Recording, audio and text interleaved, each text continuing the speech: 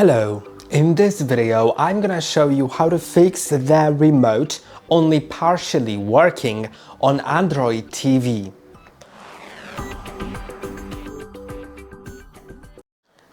If your remote is only partially working, which means the back button may be working, maybe not the back button. Some buttons may be working, like in my case the back button does work, but the right, left, up or down buttons do not work at all.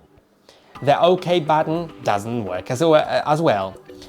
The volume controls do work, and the standby button, power button basically, also works, Google Assistant as well, but all the other ones don't. And if you want to fix that, there's a high chance that a service called Device Info AIDL service was enabled, and it shouldn't be even available on your Android TV. But some manufacturers, for some reason, don't lock it, and it is available, and it literally breaks the remote. But there's a simple way to fix it.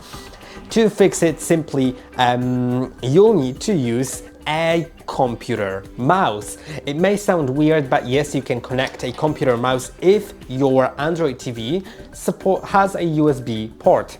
So you can see I have a computer mouse, and my Android TV runs on this ZTE Android TV box. Of course, you may have a different box, or you may have a TV with Android TV built in, and most probably that TV also has a USB port. All you need to do is plug in the USB computer mouse. After some moment, a cursor will appear, and that cursor is functional. You can go to the settings, then you'll need to find device preferences or any other setting that will let you go to accessibility.